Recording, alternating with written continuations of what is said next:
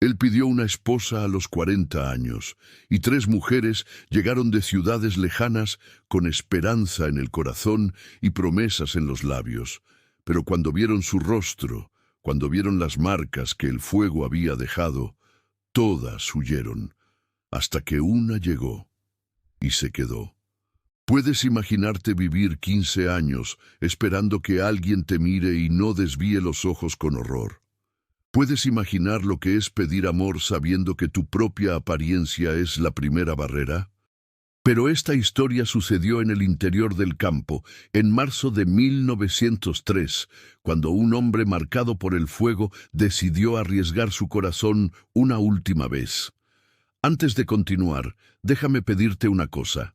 Escribe en los comentarios desde dónde estás viendo esta historia.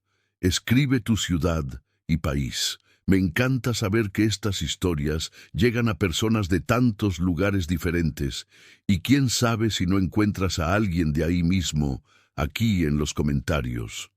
Vamos, participa con nosotros. Ricardo Almeida se despertaba todos los días a las 5 de la mañana, cuando el sol era apenas una promesa anaranjada en el horizonte de la llanura. Despertaba solo, como lo había hecho durante 15 años, desde aquella noche de agosto de 1888, que dividió su vida en 2 mitades distintas. La mitad de antes, cuando era un hombre común de 25 años con esposa y 2 hijos pequeños, y la mitad de después, cuando se convirtió en el hombre de las cicatrices, que vivía aislado en la finca a 8 kilómetros de la villa de San Jerónimo. Se levantaba de su catre sencillo, se ponía los pantalones de algodón grueso y la camisa de manga larga que usaba incluso en el calor sofocante de octubre. Sus pies descalzos tocaban el suelo de tablas gastadas que él mismo había reemplazado 3 veces a lo largo de los años. La casa era pequeña pero bien cuidada, con paredes de adobe blanqueadas con cal, techo de tejas rojas sin goteras, y 3 habitaciones que mantenía limpias con una disciplina casi religiosa. No porque esperara visitas. Nadie visitaba a Ricardo Almeida por voluntad propia, sino porque el trabajo, cualquier trabajo, mantenía las manos ocupadas y la mente lejos de lugares oscuros. Encendía la estufa de leña, preparaba café fuerte en la cafetera de hierro esmaltado, cortaba 2 rebanadas gruesas del pan que horneaba cada semana. Comía en silencio, sentado a la mesa de madera que había construido con sus propias manos, mirando por la ventana abierta hacia el patio donde las gallinas ya picoteaban en busca de los primeros insectos del día. La finca era próspera, eso nadie podía negarlo.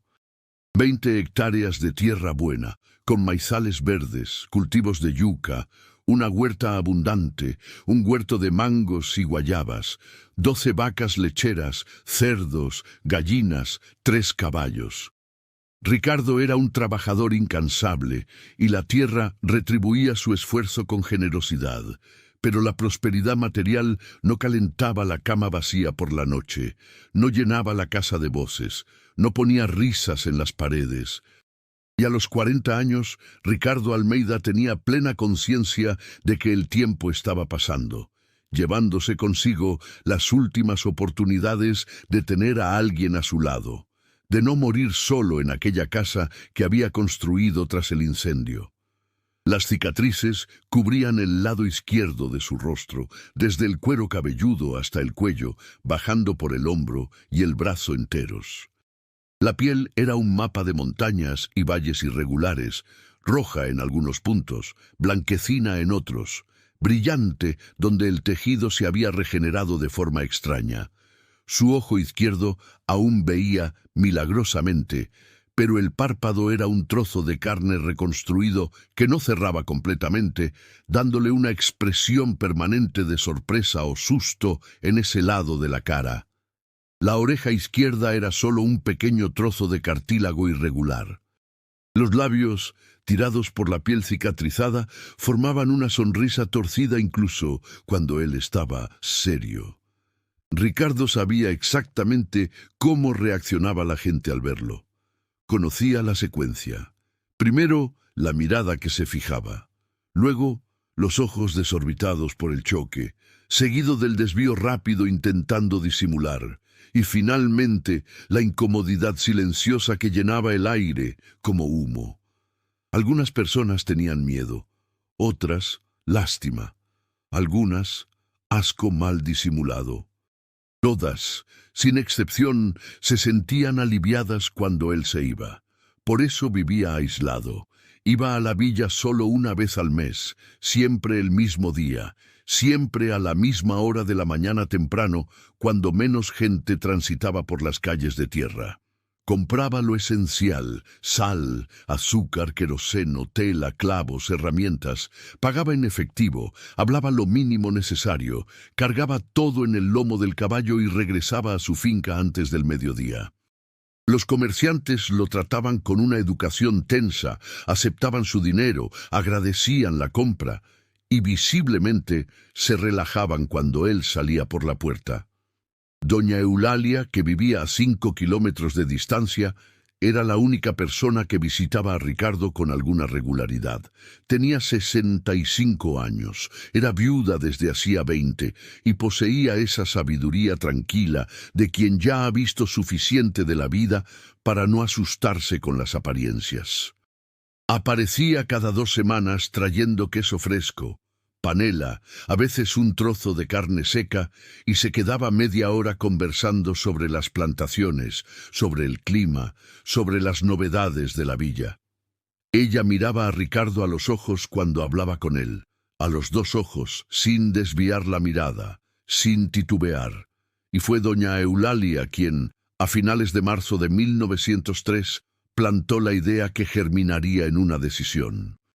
Ella estaba sentada a su mesa tomando café, cuando preguntó de manera casual si él no pensaba en conseguir una compañera.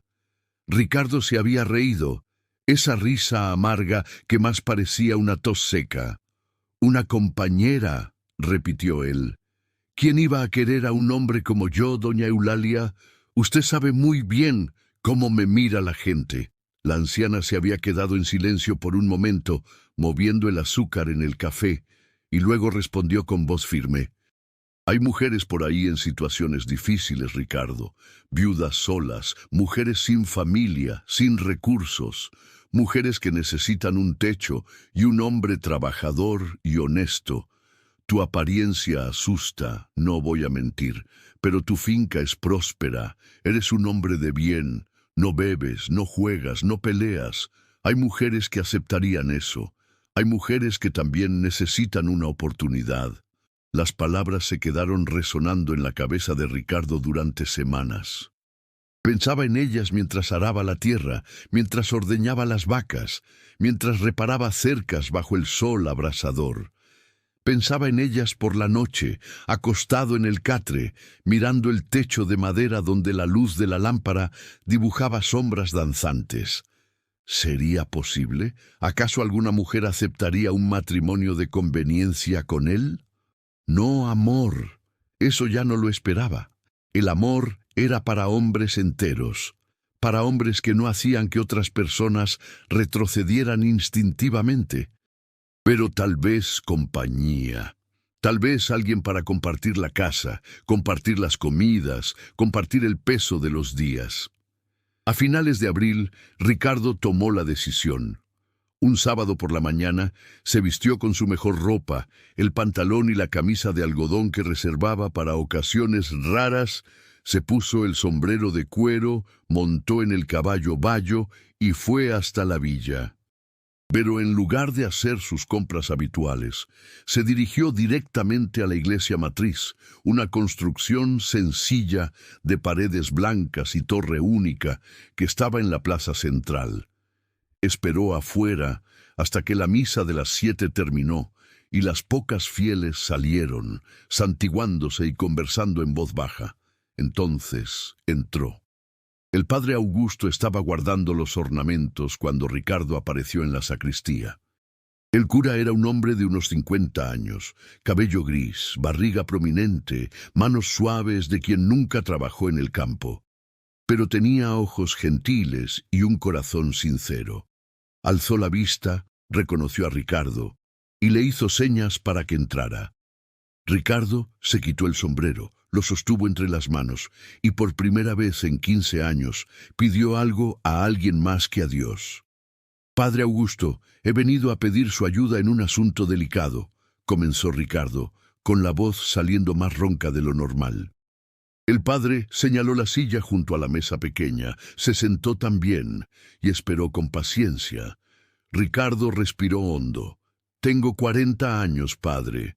Mi finca es próspera, tengo dinero guardado, tengo buena tierra, una casa sólida, soy trabajador y hombre de palabra. Pero estoy solo y estoy cansado de estar solo». Hizo una pausa, las palabras le costaban salir. «Me gustaría que usted me ayudara a encontrar una esposa». El padre Augusto no mostró sorpresa.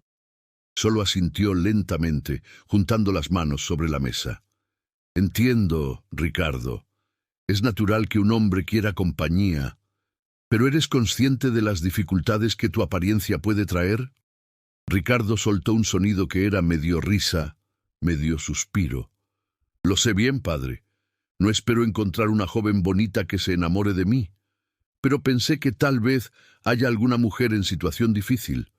Una viuda sin recursos, una mujer sola, alguien que necesite un techo y un marido trabajador. No tiene que ser por amor, puede ser por necesidad, pero sería un matrimonio de verdad, padre. Yo la trataría con respeto y le daría todo lo que necesitara». El padre se quedó en silencio por un largo tiempo, estudiando el rostro marcado de Ricardo. Finalmente asintió despacio. «Veré qué puedo hacer. Tengo contacto con curas de otras parroquias. Escribiré algunas cartas, haré algunas preguntas, pero no prometo nada, Ricardo. Tienes que estar preparado para el rechazo». Ricardo asintió. «Ya vivo con el rechazo desde hace 15 años, padre. Estoy acostumbrado, pero quiero intentarlo. Solo quiero intentarlo una vez». Las semanas que siguieron fueron de expectativa ansiosa, mezclada con un profundo escepticismo. Ricardo no le contó a nadie sobre el pedido que había hecho, ni siquiera a doña Eulalia, cuando apareció con miel de caña fresca a principios de mayo. Continuó su rutina de siempre: despertar temprano, trabajar la tierra, cuidar de los animales, comer solo, dormir solo. Pero ahora había una chispa de algo en el pecho. No era exactamente esperanza. Esperanza era una palabra demasiado grande. Era más como una curiosidad cautelosa, un pequeño «y sí» que no se atrevía a dejar crecer. A finales de mayo, Ricardo volvió a la villa para sus compras mensuales. El padre Augusto lo encontró en el almacén de don Octavio y le pidió que pasara por la iglesia antes de irse. Ricardo sintió que el corazón se le aceleraba, pero mantuvo la expresión neutra. Terminó las compras, amarró los paquetes en la silla de montar y caminó hasta la iglesia con pasos medidos. El padre lo esperaba con una carta en la mano. «Tengo una respuesta, Ricardo», dijo con voz cuidadosa. «Una viuda de 35 años, de Villa del Rosario. Perdió a su marido hace 2 años, vive con su hermana, pero la hermana tiene una familia grande y no tiene condiciones de mantenerla por mucho tiempo. El cura de la parroquia de allá dijo que es una mujer seria, trabajadora, de buena reputación. Ella está dispuesta a considerar el matrimonio». Ricardo sintió que algo le apretaba el pecho. «¿Ella sabe sobre mi rostro?» El padre asintió. «Escribí explicando tu situación completa. Ella dijo que quiere conocerte de todos modos. Llegará la próxima semana, el jueves, en la carreta del arriero que hace la ruta. Si ustedes están de acuerdo, pueden casarse aquí mismo». Ricardo volvió a casa en estado de aturdimiento. Limpió la casa entera, fregó el suelo hasta que las tablas brillaron, lavó toda la ropa, arregló la puerta que chirriaba, deshiervó el patio, pintó los marcos de las ventanas con cal nueva. No durmió bien en toda la semana. Ensayó mentalmente lo que diría, cómo se comportaría, intentando prever todas las posibilidades. El jueves se puso la ropa limpia, montó el caballo y llegó a la villa a las 3 de la tarde, la hora acordada. La carreta del arriero llegó a las 4, levantando una nube de polvo rojo en la calle principal. Ricardo esperaba fuera de la iglesia, con el padre Augusto a su lado. Había mantenido el sombrero calado sobre la cabeza, cubriendo parcialmente el lado izquierdo de su rostro. Una mujer bajó de la carreta. Era delgada, baja, con un vestido marrón remendado y un pequeño baúl como único equipaje. Cabello castaño recogido en un moño apretado, rostro anguloso, manos callosas. Miró a su alrededor, localizó al padre y comenzó a caminar hacia ellos.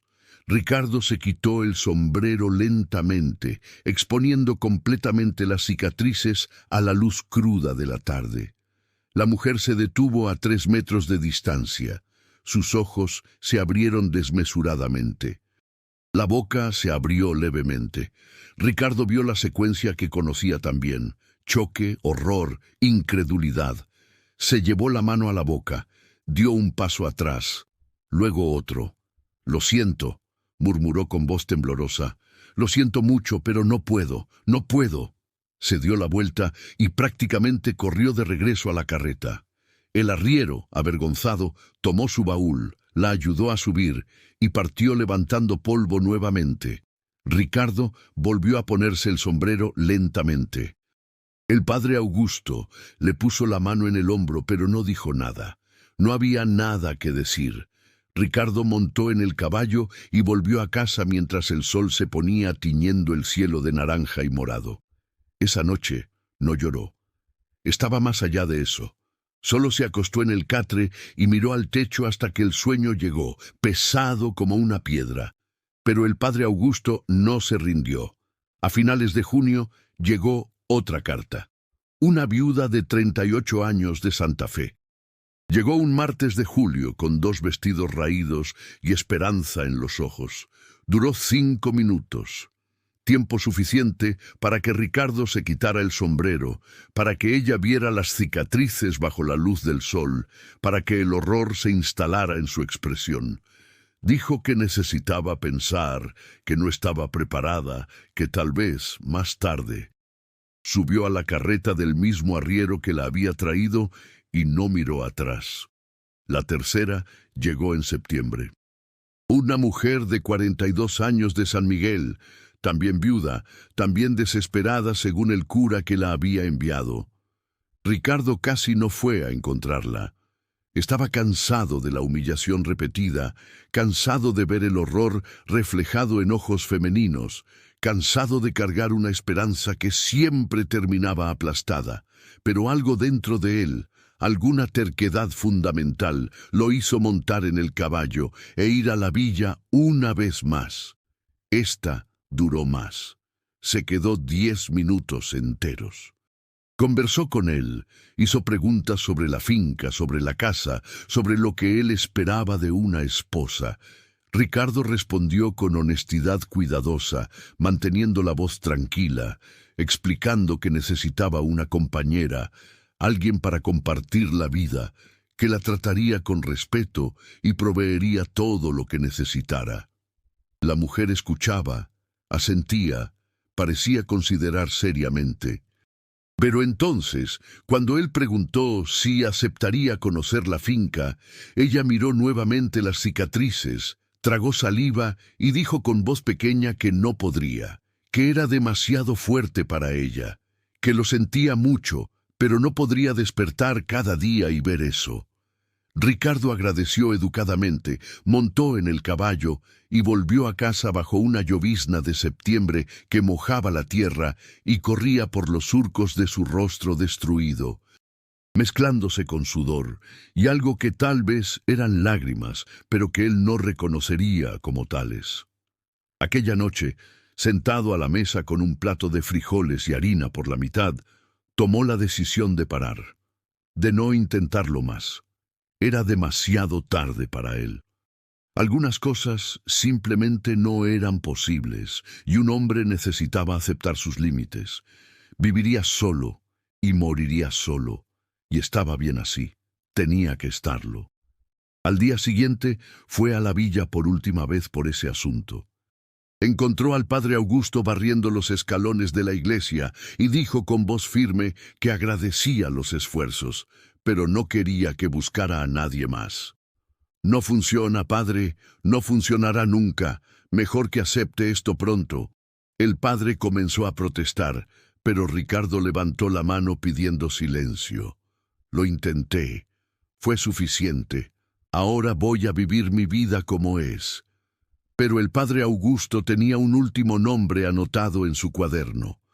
Una última carta que había llegado la semana anterior, de un cura de la ciudad de San Lorenzo. El cura mencionaba a una viuda de 32 años en situación desesperada, sin familia cercana, viviendo de favores y pequeños trabajos, necesitando urgentemente una solución para su vida. Su nombre era Clarís Medeiros. El padre Augusto agarró el brazo de Ricardo antes de que se fuera. Solo una más, Ricardo. Por favor. Esta está en una situación muy difícil. Si no aceptas al menos conocerla, ella no tiene a dónde ir. Solo una más. Si no funciona, prometo que no busco a nadie más. Ricardo miró al padre, a sus ojos suplicantes, y sintió que la rabia se derretía en cansancio. Solo una más, concordó finalmente. Pero es la última. No aguanto más esto, padre. La carta fue enviada. La respuesta llegó en octubre. Clarís Medeiros aceptaba venir a conocer al pretendiente y, si había acuerdo, casarse inmediatamente. No tenía condiciones de hacer viajes múltiples. Era todo o nada. Llegaría el día 28 de octubre, un viernes, en la carreta de la tarde. Ricardo no limpió la casa esta vez. No deshiervó el patio, no pintó los marcos, no ensayó palabras. Fue a la villa a la hora acordada vistiendo su ropa normal de trabajo, sucia de tierra roja, con el sombrero viejo de cuero gastado. No había más expectativas, solo el cumplimiento de una promesa hecha al padre. Sería rápido.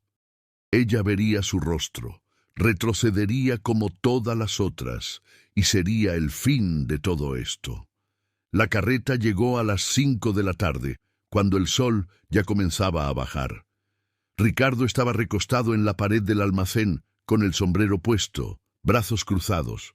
El padre Augusto esperaba en la puerta de la iglesia, retorciéndose las manos ansiosamente.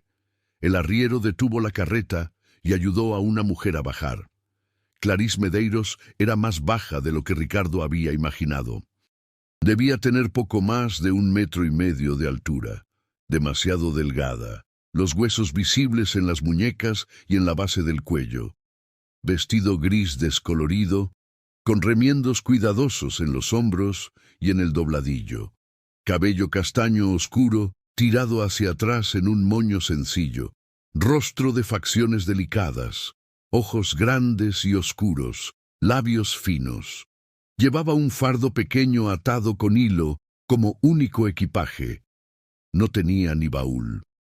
Miró a su alrededor con esa expresión de quien llega a territorio desconocido. El padre hizo una seña, y ella caminó hacia él con pasos medidos, la postura extrañamente erguida a pesar de la delgadez y la ropa raída. Ricardo continuó recostado en la pared, esperando. No tenía prisa, sabía exactamente cómo terminaría aquello. El padre Augusto señaló en su dirección.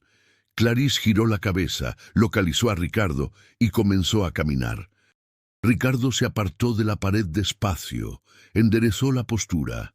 Ella se acercó, deteniéndose a 2 metros de distancia. Ricardo se quitó el sombrero lentamente, exponiendo las cicatrices a la luz dorada del final de la tarde. Clarís miró. Sus ojos recorrieron el lado izquierdo de su rostro, el tejido irregular, la piel brillante y deformada, la oreja inexistente, los labios tirantes. Ricardo esperó. Esperó el horror, el choque, el retroceso inevitable. Pero Clarís solo miró. Sus ojos no se desorbitaron. Su boca no se abrió en un grito silencioso. Ella miró las cicatrices como quien mira un árbol viejo o una piedra grande, con atención, pero sin juicio. Luego sus ojos encontraron los de él, los dos, y preguntó con voz baja pero firme: ¿Es usted Ricardo Almeida? Ricardo asintió, incapaz de hablar. La voz de ella era más grave de lo que él esperaba, ronca en los bordes. «Mi nombre es Clarice Medeiros», continuó ella. «Vengo de San Lorenzo. El padre Ambrosio dijo que usted busca esposa para un matrimonio de conveniencia. ¿Es verdad?» Ricardo finalmente encontró la voz. «Es verdad». Ella asintió despacio. «Entonces acepto. Si usted todavía quiere, acepto casarme con usted». Ricardo parpadeó. Parpadeó de nuevo. «¿Usted no quiere conocer la finca antes? ¿Ver la casa? ¿Pensar sobre ello?» Clarice negó con la cabeza. «No tengo a dónde volver», dijo ella con honestidad cruda. «No tengo familia, no tengo dinero, no tengo casa. El padre Ambrosio dijo que usted es un hombre trabajador y honesto. Dijo que tiene tierra buena y casa sólida. Dijo que me va a tratar con respeto. Si eso es verdad, entonces acepto. Si usted todavía quiere, yo me quedo». Ricardo la miró, a aquella mujer pequeña y delgada, con ojos demasiado grandes para su rostro, con vestido remendado y fardo atado con hilo, y por primera vez en 15 años no vio horror en los ojos de alguien mirándolo. Tampoco vio lástima. Solo cansancio y una determinación silenciosa que él reconocía porque era igual a la suya. «Yo todavía quiero», dijo él, la voz saliendo ronca. «Si usted acepta, podemos casarnos ahora mismo. El padre está esperando». Clarice asintió una única vez. «Entonces vamos a casarnos». Y así, en la iglesia matriz de San Juan de las Piedras, bajo la luz anaranjada de las velas y las sombras largas de la tarde de octubre, Ricardo Almeida, de 40 años, con el rostro marcado por el fuego, se casó con Clarice Medeiros, de 32 años, con ojos que no retrocedían. El padre Augusto condujo la ceremonia corta, su voz embargada de emoción. No había invitados, solo el arriero que esperaba para irse, y doña Eulalia, que había aparecido al escuchar la noticia y se había quedado en el fondo de la iglesia sonriendo con lágrimas en los ojos. Cuando el padre pronunció que estaban casados, Ricardo y Clarice se miraron como extraños educados que acababan de hacer un acuerdo comercial. No hubo beso, solo un asentimiento mutuo de confirmación. Luego Ricardo tomó el fardo de ella. Lo amarró en la silla del caballo, la ayudó a montar, y los dos partieron hacia la finca mientras el sol se ponía tiñendo el campo de rojo y dorado. Clarice iba sentada adelante, sujetándose de la silla. Ricardo iba atrás, sujetando las riendas, el cuerpo de ella pequeño y tenso contra el de él. Ninguno de los dos habló durante el recorrido de 8 kilómetros. Solo el sonido de los cascos del caballo en la tierra, el canto de los grillos comenzando, y el viento suave de octubre que olía a pasto seco y flores de guayacán amarillo. Cuando llegaron a la finca y Clarice vio la casa, los corrales, la huerta, no dijo nada. Ricardo la ayudó a bajar, le mostró dónde estaba la habitación. Dejó su fardo sobre la cama estrecha y dijo con voz formal que podía descansar, que prepararía algo para cenar. Clarice solo asintió, y así comenzó el matrimonio más improbable de San Juan de las Piedras, entre un hombre que 3 mujeres rechazaron y una mujer que se quedó porque no tenía a dónde huir. Los primeros días fueron de silencio educado y distancia cuidadosa. Ricardo despertaba antes del amanecer como siempre, preparaba café, dejaba la mesa puesta y salía para el trabajo en el campo antes de que Clarice despertara. Ella se levantaba cuando el sol ya estaba alto, encontraba el café caliente en la estufa, pan fresco encima de la mesa y la casa vacía. Pasaba el día explorando el espacio que ahora era su hogar, organizando las pocas pertenencias que había traído, intentando entender la rutina de aquel lugar y de aquel hombre extraño que era su marido. La casa tenía 3 estancias. Una sala que también servía como cocina, con estufa de leña, mesa de madera, 2 sillas, un baúl viejo y estantes en la pared con ollas y provisiones. Una habitación pequeña donde Ricardo dormía, con el catre, un armario tosco y una ventana que daba al huerto. Y otra habitación aún más pequeña, que él usaba para guardar herramientas y sacos de granos, pero que había limpiado y colocado una cama estrecha para Clarisse. Habitaciones separadas. Él había dejado eso claro desde el principio, con esa formalidad tensa que usaba para todo. Clarisse no sabía si sentía alivio o algo parecido a la decepción por las habitaciones separadas. No es que quisiera intimidad con un extraño, pero las habitaciones separadas dejaban claro que aquello era un arreglo, no un matrimonio de verdad. Era un techo sobre la cabeza a cambio de trabajo doméstico, nada más. Y ella aceptaba eso. Tenía que aceptarlo, no tenía opción, y la opción era un lujo que mujeres como ella no podían permitirse. Durante el día, mientras Ricardo trabajaba en el campo, Clarisse asumió las tareas de la casa con eficiencia silenciosa. Barría el suelo de tablas, lavaba la ropa en el tanque de piedra cerca del pozo, la tendía en el tendedero improvisado entre 2 árboles. Cocinaba frijoles, arroz, preparaba la harina, horneaba pan. La despensa estaba bien surtida, llena de provisiones que Ricardo había acumulado a lo largo de los meses. Había manteca, sal, azúcar moreno, café, harina de maíz, harina de yuca, frijoles en cantidad. En la huerta encontró calabaza, quimbombó, tomate, pimiento, col. En el gallinero, huevos frescos. Ella trabajaba metódicamente, sin prisa, aprendiendo dónde estaba cada cosa, creando orden en el espacio. Ricardo volvía al mediodía para almorzar. Siempre se quitaba las botas en la puerta, se lavaba las manos y la cara en el cubo de afuera, y entraba con pasos pesados. Se sentaba a la mesa donde Clarisse ya había servido la comida. Comían en silencio, cada uno perdido en sus propios pensamientos. Ricardo agradecía por la comida con voz baja. Clarisse asentía en respuesta, y él salía de nuevo para continuar el trabajo hasta la puesta del sol. Por la noche, cenaban la misma comida silenciosa. Luego Ricardo iba al patio a fumar un cigarro de paja mirando las estrellas, y Clarisse lavaba los platos, arreglaba la cocina y se retiraba a su habitación. A través de las paredes finas oía los sonidos de él preparándose para dormir, las botas siendo quitadas y colocadas en el suelo, el crujido del catre cuando se acostaba, el suspiro largo antes del silencio de la noche. Pasó una semana así, luego 2. Eran 2 personas viviendo en la misma casa pero en mundos separados, orbitando uno alrededor del otro sin tocarse nunca, sin conversar realmente más allá de lo estrictamente necesario. Clarisse cocinaba, limpiaba, cuidaba las gallinas, recogía los huevos, regaba la huerta.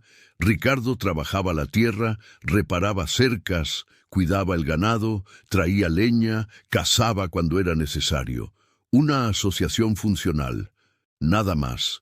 Pero pequeñas cosas empezaron a cambiar, tan sutiles que ninguno de los 2 se dio cuenta conscientemente al principio. En la tercera semana, Clarisse notó que a Ricardo le gustaba más el café fuerte, casi amargo, y comenzó a hacerlo como él prefería sin que él lo pidiera. Ricardo notó que ella siempre dejaba un trozo de pan para comer por la tarde, y comenzó a hornear 2 panes en lugar de 1 para que hubiera suficiente. Clarisse notó que la camisa de él tenía un rasguño en el hombro. Tomó la camisa cuando él se estaba bañando en el arroyo, cosió el rasguño con puntadas pequeñas y cuidadosas, y la devolvió sin decir nada. Ricardo vio que el cubo que ella usaba para sacar agua del pozo tenía el asa suelta. Lo arregló una noche después de la cena y lo dejó de vuelta en su lugar sin comentar. Gestos pequeños, silenciosos, pero gestos que decían: «Te veo, me doy cuenta de lo que necesitas». Fue doña Eulalia quien rompió parte del silencio entre ellos. Apareció una tarde de noviembre trayendo miel de caña fresca y una curiosidad enorme sobre la nueva esposa de Ricardo. Clarís estaba tendiendo ropa cuando vio a la anciana llegar montada en una mula mansa, saludando con entusiasmo. Doña Eulalia bajó con una agilidad sorprendente para su edad. Amarró la mula en la sombra y caminó directo hacia Clarís con una sonrisa ancha. «Tú debes ser Clarís», dijo sin rodeos. «Yo soy doña Eulalia, vecina de aquí. Vine a conocerte y a traer miel». Clarís aceptó el pote de barro, agradeció con voz baja y ofreció café. Las dos se sentaron a la mesa y por primera vez desde que llegó, Clarís conversó con alguien de verdad. Doña Eulalia hablaba sin parar, contando historias de la región, haciendo preguntas sobre San Lorenzo, comentando sobre el tiempo y las plantaciones. Y entonces, con esa franqueza que solo las personas mayores tienen derecho a usar, preguntó cómo estaba siendo vivir con Ricardo. Clarís sostuvo la taza de café entre las manos, sintiendo el calor en la porcelana, y respondió con honestidad cuidadosa. «Él es un buen hombre, trabajador. Me trata con respeto. No tengo quejas». Doña Eulalia asintió despacio, estudiando el rostro de la joven. «¿Pero ustedes conversan?» Clarís dudó. «Poco. Él no es mucho de hablar». Doña Eulalia rió, un sonido agudo y alegre. «Un hombre que vive solo por 15 años olvida cómo conversar, mi hija. Vas a tener que sacar tema. Él no va a hacerlo solo. Está acostumbrado a demasiado silencio». Cuando Ricardo volvió para el almuerzo y encontró a doña Eulalia sentada a la mesa, su rostro se iluminó de una manera que Clarís nunca había visto. «Doña Eulalia», dijo él con algo que casi era una sonrisa en aquel rostro marcado, «qué bueno que vino». La anciana dio una palmadita en la silla de al lado. «Siéntate aquí, Ricardo. Vine a conocer a tu esposa. Es bonita y trabajadora. Tuviste suerte». Ricardo miró a Clarís rápidamente, luego desvió los ojos. «Lo sé», murmuró. Durante el almuerzo, doña Eulalia comandó la conversación, haciendo preguntas, contando historias, forzando a Ricardo y Clarís a participar. Y fue allí, comiendo frijoles con arroz y oyendo a doña Eulalia hablar sobre la última fiesta en la villa, que Clarís escuchó a Ricardo reír por primera vez. Fue un sonido breve, casi tragado, pero era risa, y cuando ella lo miró, vio que el lado derecho de su rostro, el lado entero, era bonito cuando se relajaba así. Ojos castaño claro, arrugas de expresión alrededor de ellos, mandíbula fuerte. Ella desvió la mirada rápidamente cuando se dio cuenta de que lo estaba mirando fijamente. Después de que doña Eulalia se fue, prometiendo volver en 2 semanas, la casa pareció más silenciosa que nunca. Ricardo estaba en el patio, reparando un arnés, cuando Clarís salió a tirar agua sucia. Ella dudó, recordando las palabras de doña Eulalia, y entonces habló antes de que el valor huyera. «¿Ricardo?» Él levantó la vista, sorprendido de que ella iniciara la conversación. «¿Necesitas algo?» Clarís negó con la cabeza. Solo quería saber. Hizo una pausa, buscando las palabras correctas. «La señora Eulalia dijo que usted vive aquí hace 15 años. Siempre estuvo solo». Ricardo se quedó inmóvil por un momento. Luego volvió a trabajar en el arnés, pero respondió con voz baja. «No siempre. Tenía familia antes. Esposa, 2 hijos». Clarís esperó, pero él no continuó. Ella casi desistió, casi volvió adentro. Pero algo la hizo insistir. ¿Qué pasó? Ricardo tiró de la correa de cuero con fuerza innecesaria. «Incendio», dijo finalmente. «Agosto de 1888. Nuestra casa se incendió en medio de la noche. Intenté sacarlos. Logré agarrar a mi hijo mayor. Lo tiré por la ventana. Pero cuando volví para agarrar a mi esposa y a mi hijo pequeño, el techo se derrumbó». Hizo una pausa, la voz volviéndose más ronca. «Murieron. Yo sobreviví con esto aquí». Hizo un gesto vago hacia el rostro marcado. Clarisse sintió que algo le apretaba el pecho. «Lo siento mucho», dijo ella, y las palabras eran inadecuadas, demasiado pequeñas para el dolor que él había descrito. Ricardo se encogió de hombros, pero el gesto era tenso. Fue hace mucho tiempo. No la miró. Solo continuó trabajando en el arnés, pero lo había contado. Había compartido. Era un comienzo. Esa noche Clarisse hizo estofado de gallina, un plato que exigía tiempo y cuidado. Cuando Ricardo se sentó a cenar y probó la primera cucharada, se detuvo, miró el plato, luego a ella. «Está muy bueno», dijo. «Mi madre lo hacía así». Clarisse sintió que algo cálido se extendía por su pecho. Era un elogio pequeño, pero viniendo de él parecía enorme. Los días fueron pasando, y poco a poco, muy despacio, la distancia entre ellos comenzó a disminuir. No era amor, ninguno de los dos estaba listo para eso, o tal vez ni siquiera sabían cómo amar ya. Pero era algo, reconocimiento mutuo. Dos personas solitarias compartiendo el mismo espacio, comenzando a darse cuenta de que tal vez no necesitaban estar tan solas. Suscríbete al canal y activa la campanita para no perderte las próximas historias emocionantes. Ricardo comenzó a volver a casa un poco más temprano, inventando excusas para pasar por el patio donde Clarisse trabajaba en la huerta. Ella comenzó a demorarse más en la cocina por la noche, sabiendo que él fumaba en el patio y a veces necesitaba entrar a buscar agua o más tabaco. Conversaban en fragmentos cortos, sobre el tiempo, sobre la huerta, sobre los animales, sobre pequeños planes para la finca. Nada profundo, pero conversaban. Una noche de diciembre, cuando el calor era insoportable, Clarisse no podía dormir. Se levantó, fue a la cocina a buscar agua y encontró a Ricardo sentado a la mesa en la oscuridad, solo la luz de la luna entrando por la ventana. Él tampoco podía dormir. Se quedaron allí, sentados uno frente al otro en la penumbra plateada, bebiendo agua fresca de la tinaja de barro, y por primera vez el silencio entre ellos no era incómodo, era casi de compañeros. Ricardo rompió el silencio con voz baja. «¿Por qué aceptaste casarte conmigo? Podías haber intentado otra cosa. Trabajo, cualquier cosa». Clarisse giró la taza entre las manos. «No había otra cosa», dijo ella simplemente.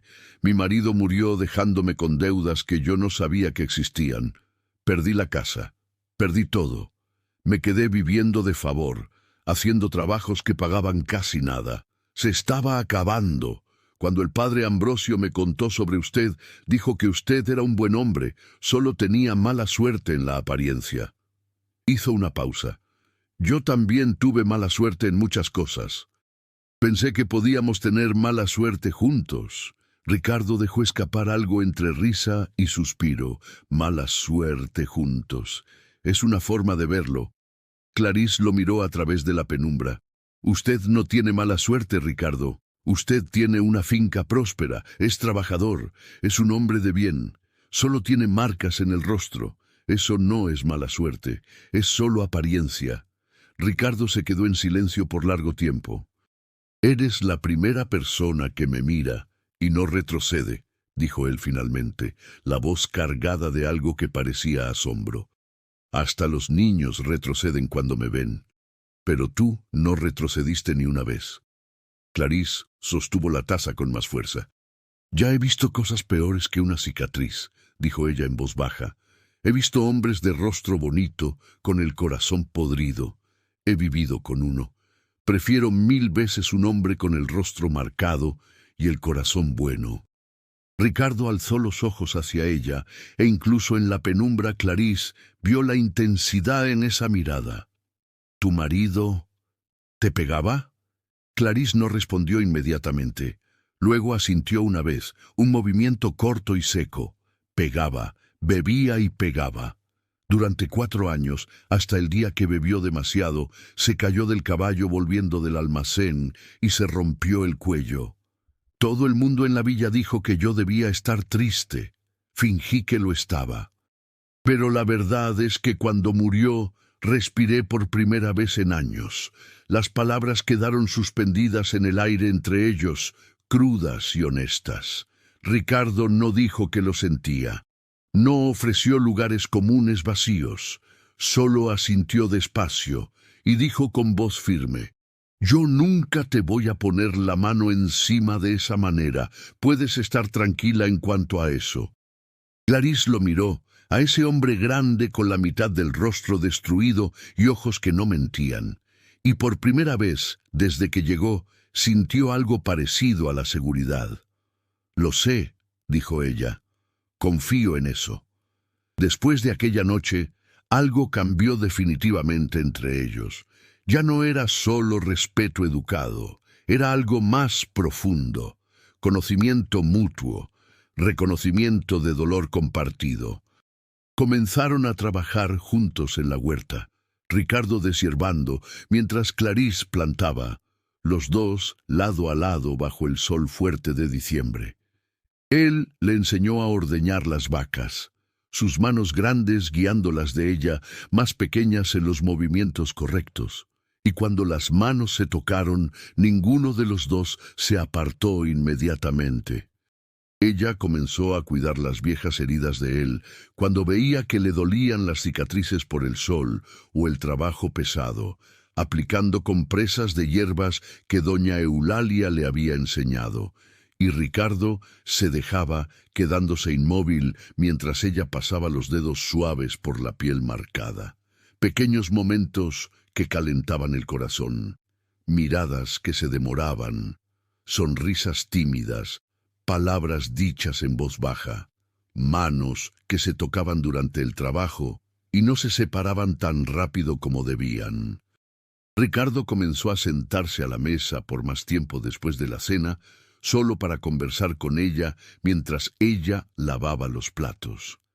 Clarisse comenzó a salir al patio por la noche, quedándose cerca de él mientras él fumaba, mirando las mismas estrellas, compartiendo el mismo silencio cómodo. Una noche, él contó sobre los hijos que había perdido, sus nombres, sus edades, las cosas que les gustaba hacer. Lloró mientras hablaba, lágrimas corriendo por el lado marcado del rostro, y Clarisse sostuvo su mano sin decir nada, solo sosteniendo. Otra noche, ella contó sobre los años de mal matrimonio, sobre el miedo constante, sobre la vergüenza de no poder salir. Y Ricardo escuchó sin interrumpir. Luego dijo que ella era la mujer más fuerte que él conocía, y ella le creyó porque veía sinceridad en sus ojos. En enero, durante una tormenta violenta de verano, un rayo cayó cerca de la casa, el trueno resonando como una explosión. Clarisse, que estaba acostada en su habitación, sintió el terror subir por la garganta. Un recuerdo visceral de noches malas, cuando los truenos significaban que el marido volvía borracho. Se encogió en la cama, temblando, y no se dio cuenta cuando Ricardo apareció en la puerta de la habitación, despierto por el mismo trueno. Él la vio encogida, escuchó los sollozos bajos, y sin pensar entró. «Clarisse», llamó bajito. Ella alzó el rostro, los ojos desorbitados. Ricardo se sentó en el borde de la cama, manteniendo una distancia respetuosa pero lo suficientemente cerca para consolar. «Es solo una tormenta», dijo con voz suave. «No va a pasar nada malo. Yo estoy aquí. ¿Estás segura?» Clarisse se enderezó despacio, limpiándose las lágrimas con el dorso de la mano. «Perdón», murmuró. «Sé que es una tontería, pero el trueno me recuerda...» Ricardo negó con la cabeza. «No es una tontería. El miedo nunca es una tontería». Se quedaron allí, sentados en el borde de la cama de ella, escuchando la lluvia tamborilear en el techo y los truenos distantes, y poco a poco Clarice dejó de temblar. Cuando la tormenta pasó, Ricardo se levantó para salir, pero ella agarró la manga de su camisa. «Ricardo...» Él se detuvo, la miró. «Gracias por estar aquí». Él asintió. Algo pasó por su rostro marcado que parecía ternura. «Siempre voy a estar», dijo. «Mientras tú quieras, yo voy a estar aquí». Después de que él salió, Clarice se acostó de nuevo, pero esta vez no sintió miedo. Sintió algo diferente, algo cálido y desconocido que tardó en identificar. Esperanza. Esperanza de que tal vez aquel arreglo conveniente pudiera convertirse en algo real, algo bueno. Los meses pasaron, y lo que comenzó como un matrimonio de conveniencia se estaba transformando en una verdadera asociación, en compañerismo, en algo que tal vez, solo tal vez, pudiera llamarse amor algún día. Todavía dormían en habitaciones separadas, pero las puertas quedaban abiertas ahora.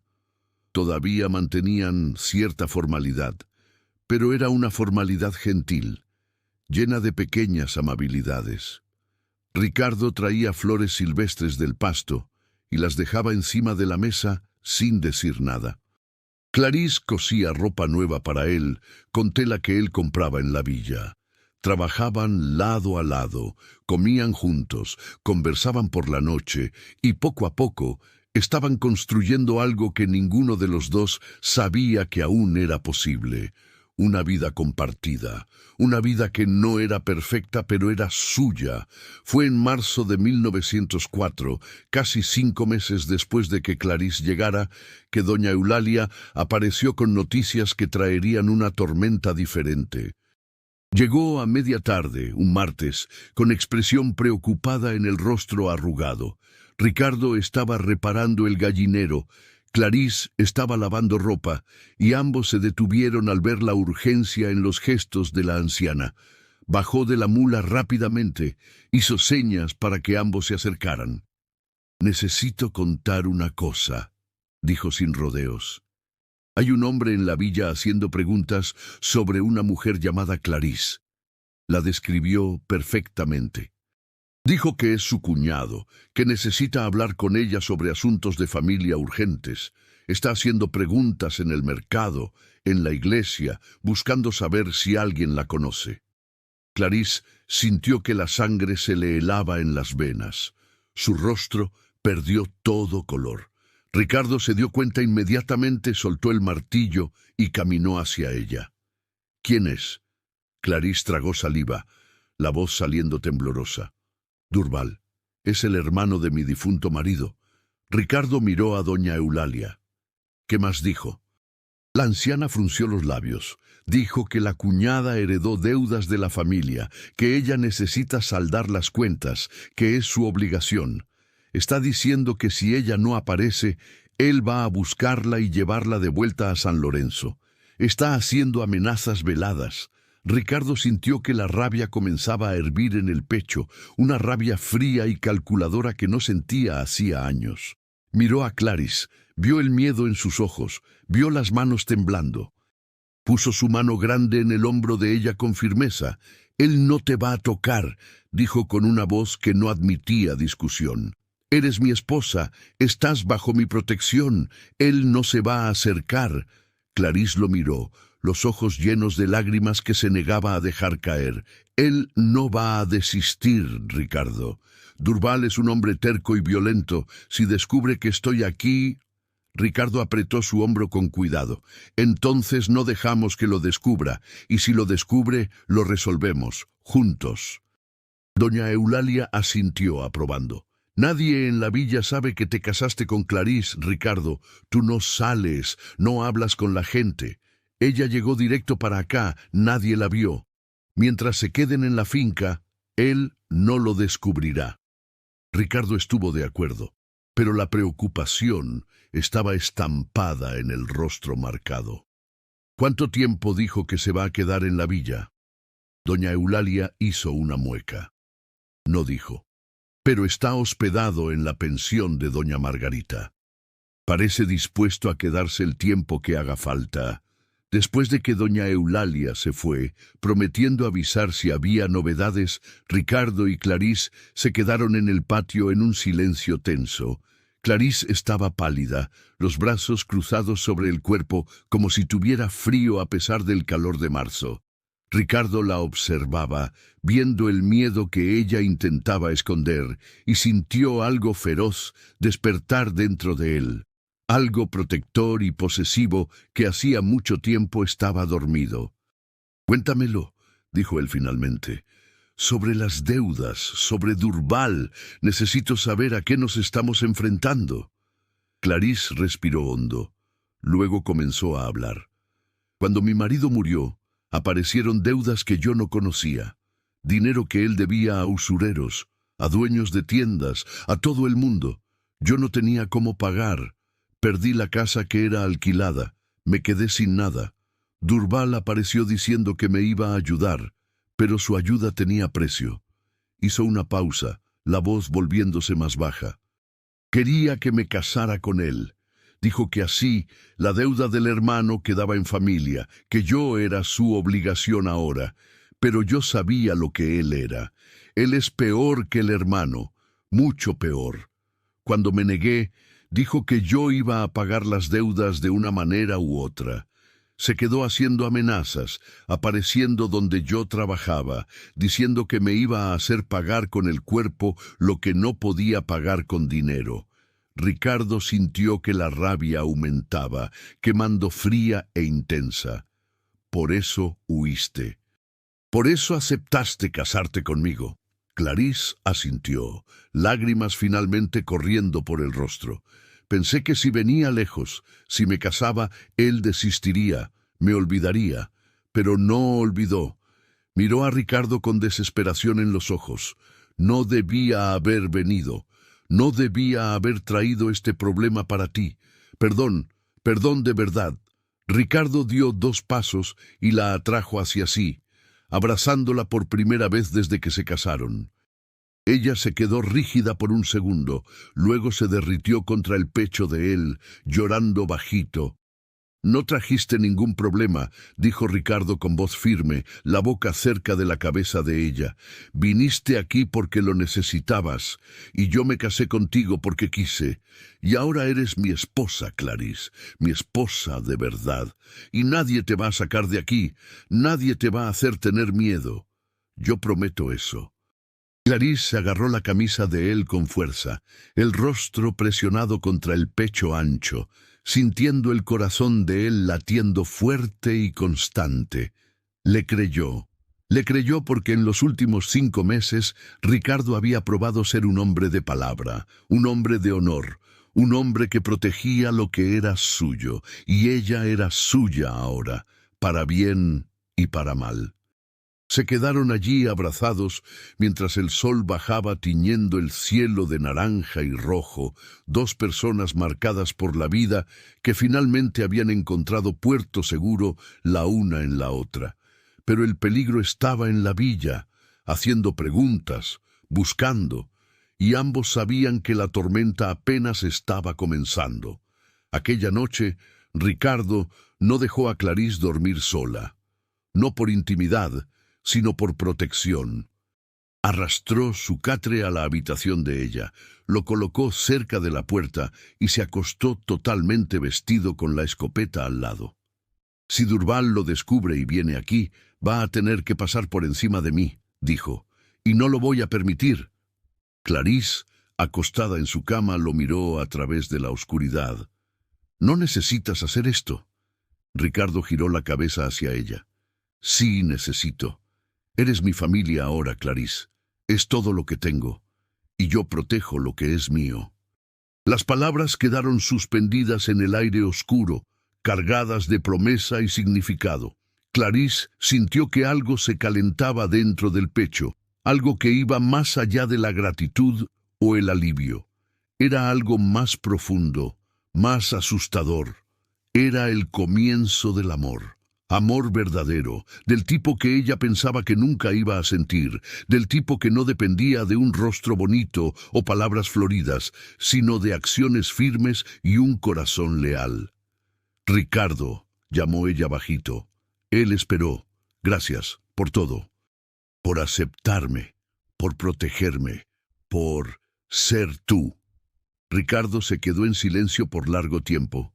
Cuando habló, la voz salía ronca de emoción. Yo soy el que te agradece, por quedarte, por no huir, por verme.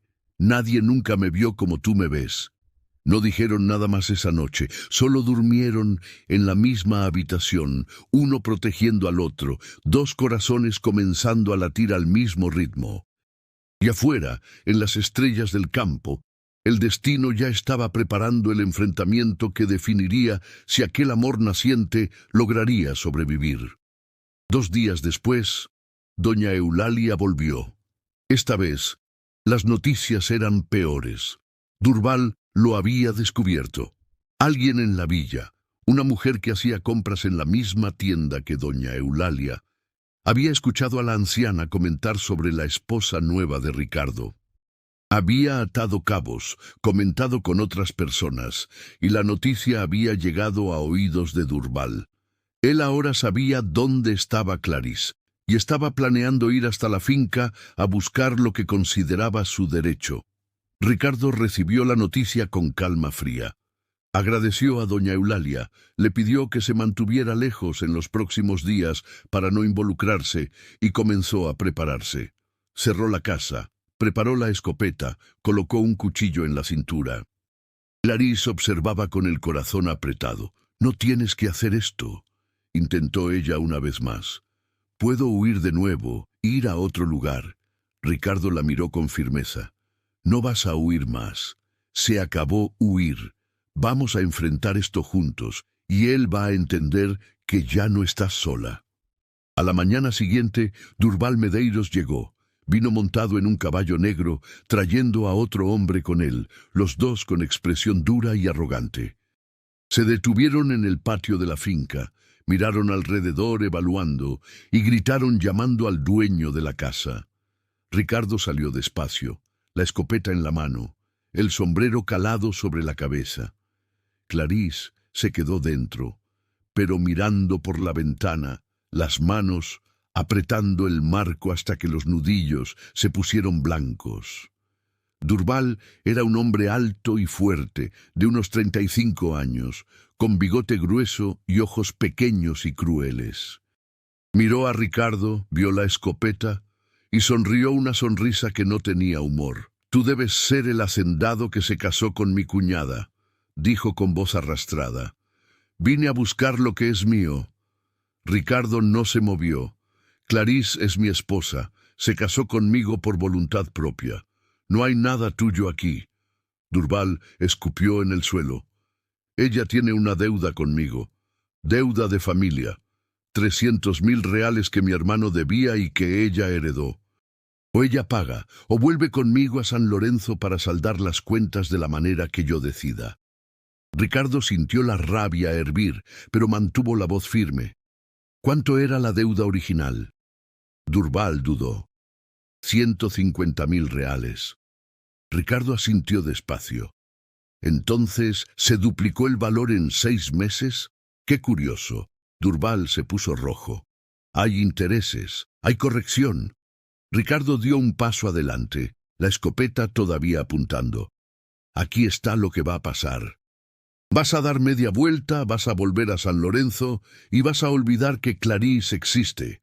Ella está bajo mi protección ahora.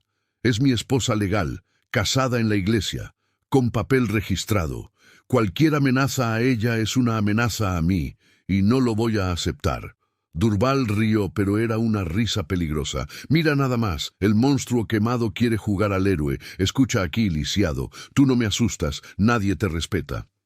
Eres una broma en la villa, el hombre de las cicatrices que nadie mira a la cara. ¿Crees que alguien te va a apoyar contra mí?». El compañero de Durval rió también.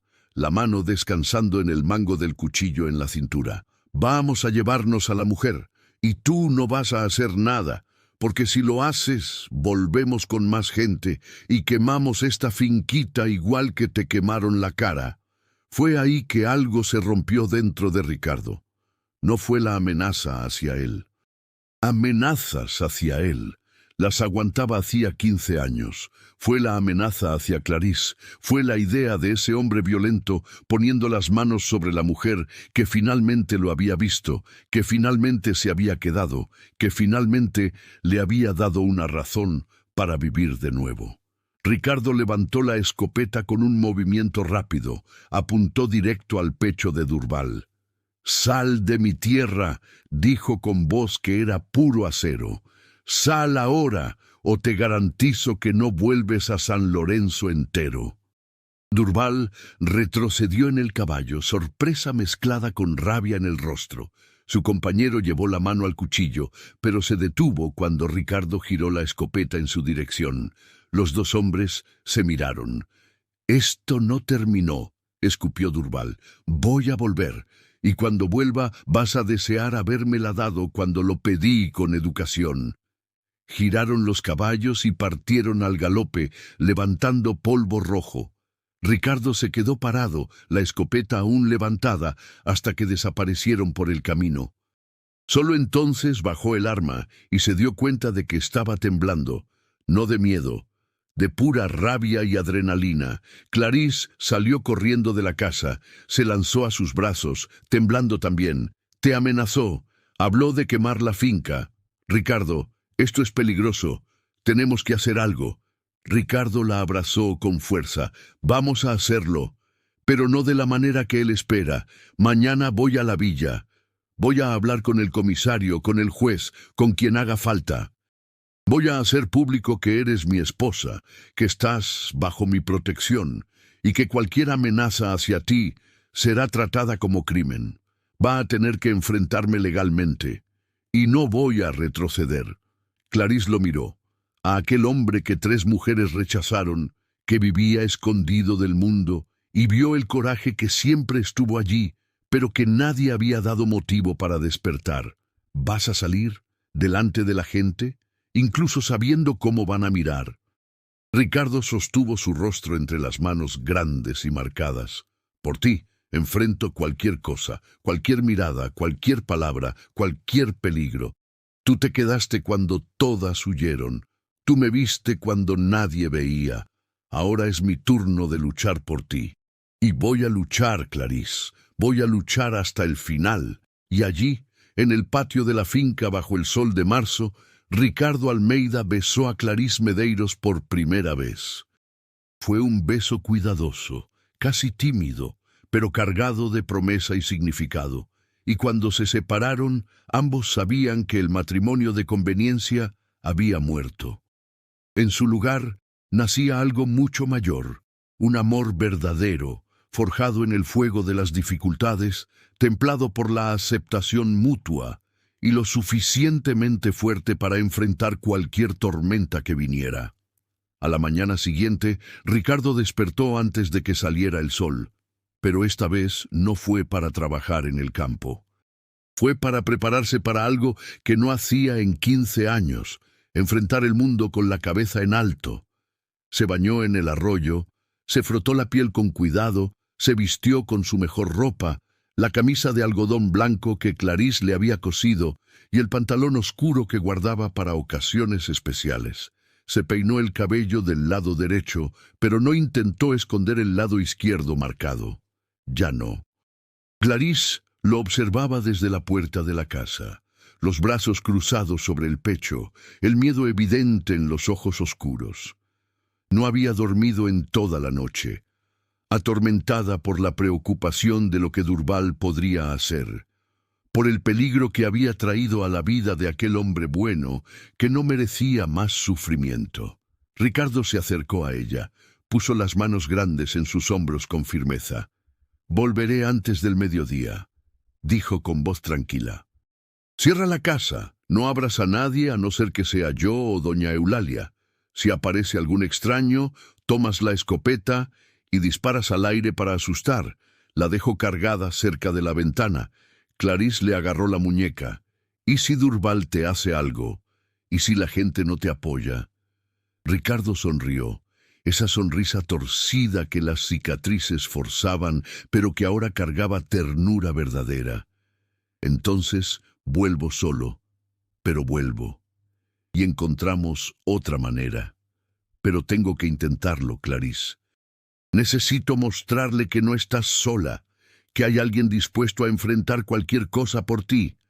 Ella asintió, los ojos brillando con lágrimas que se negaba a derramar. Lo sé, solo vuelve pronto. Ricardo inclinó la cabeza, le besó la frente con cuidado. Luego montó en el caballo bayo y partió hacia la villa mientras el sol comenzaba a pintar el horizonte de dorado y rosa. El viaje de 8 kilómetros nunca pareció tan largo. Ricardo cabalgaba a paso constante, la postura erguida en la silla, el sombrero posicionado de forma que no escondiera su rostro. Cada vez que pasaba por alguien en el camino, un arriero, un vaquero, una familia yendo al campo, asentía con la cabeza saludando. Algunos respondían con sorpresa, otros desviaban la mirada rápidamente, pero Ricardo no bajaba la cabeza. Ya no. Había pasado 15 años escondiéndose, 15 años creyendo que su apariencia lo hacía indigno de vivir plenamente. Pero Clarisse se había quedado. Clarisse había mirado sus cicatrices y visto al hombre debajo. Si ella podía verlo, entonces tal vez otros también podrían. E incluso si no pudieran, ya no le importaba, porque tenía algo por lo que luchar ahora. Tenía a alguien a quien proteger. Llegó a la villa de San Juan de las Piedras a las 8 de la mañana. La plaza central ya estaba movida con gente comprando en los mercados, conversando en las aceras, niños corriendo entre las carretas. Ricardo amarró el caballo frente a la comisaría, un edificio pequeño de paredes blanqueadas con una puerta de madera pesada. Respiró hondo, se quitó el sombrero completamente y entró. El comisario Amaro Silveira estaba sentado detrás de una mesa llena de papeles, una taza de café humeante en la mano. Era un hombre de unos 50 años, barrigón, con bigote canoso y ojos cansados de quien ya ha visto demasiado. Alzó la vista cuando Ricardo entró e hizo esa secuencia conocida. Mirada fija, ojos desorbitados, desvío rápido, pero Ricardo no retrocedió. Se quedó parado frente a la mesa, sosteniendo el sombrero entre las manos, y esperó. El comisario Amaro se aclaró la garganta recomponiéndose. «Ricardo Almeida, ¿no? Hace tiempo que no te veo por aquí». Ricardo asintió. «Hace tiempo, comisario. Pero vine hoy porque necesito ayuda. Vine a hacer una denuncia y pedir protección para mi esposa». El comisario parpadeó sorprendido. «¿Esposa? Ni sabía que estabas casado». Ricardo sintió una punzada de algo amargo, porque claro que nadie lo sabía. Nadie le prestaba suficiente atención para saberlo. «Me casé hace 5 meses, con una viuda de San Lorenzo llamada Clarisse Medeiros. Papel registrado, matrimonio en la iglesia, todo legal». El comisario tomó papel y pluma, comenzó a anotar. «¿Y cuál es el problema?» Ricardo contó todo. Sobre el cuñado de Clarisse, Durval Medeiros, que había aparecido cobrando deudas falsas, haciendo amenazas, diciendo que se llevaría a Clarisse a la fuerza si era necesario. Sobre la visita a la finca el día anterior, las amenazas de violencia, el intento de intimidación. Sobre cómo Clarisse había huido de San Lorenzo justamente para escapar de ese hombre. El comisario iba anotando, el rostro cada vez más serio. «¿Y tienes pruebas de esas amenazas?» Ricardo negó con la cabeza. «Solo testigo. Doña Eulalia, mi vecina, ella escuchó parte y nos avisó que él estaba buscando. Y ayer él fue a mi finca con otro hombre, los dos armados, hablando de quemarme igual que me quemaron la cara, hablando de llevarse a mi esposa a la fuerza». El comisario suspiró, dejando la pluma a un lado. Mira, Ricardo, amenaza verbal es difícil de probar, y cobro de deuda, aunque sea exagerado, no es crimen en sí. A no ser que él realmente intente algo violento, no hay mucho que pueda hacer más allá de dar una advertencia. Ricardo sintió frustración quemando en el pecho. Entonces usted está diciendo que necesito esperar a que le haga algo a mi esposa antes de poder protegerla. El comisario levantó las manos en gesto apaciguador. No es eso. Puedo llamar a ese Durval aquí, darle una advertencia oficial, dejar claro que cualquier violencia tendrá consecuencias. Pero necesito que entiendas que no puedo arrestar a nadie solo por amenaza verbal. Ricardo se quedó en silencio por un momento, controlando la rabia. Entonces, haz eso, comisario. Llámalo aquí, y deja claro que mi esposa está bajo protección de la ley. Y deja claro también que yo estoy dispuesto a defenderla con todos los medios necesarios. Si él viene a mi propiedad de nuevo haciendo amenazas, voy a considerar invasión y me voy a defender. El comisario asintió despacio. Mandaré buscarlo hoy mismo. Pero Ricardo, intenta no escalar esto. Violencia solo trae más violencia. Ricardo se puso el sombrero de nuevo. Yo no quiero violencia, comisario. Solo quiero paz. Pero no voy a dejar que nadie lastime a mi esposa. Eso te lo garantizo. Salió de la comisaría sintiendo la frustración mezclada con determinación. Sabía que la ley era limitada, que las palabras en papel tenían poco poder contra hombres como Durval, pero había dado el primer paso. Había hecho la situación oficial.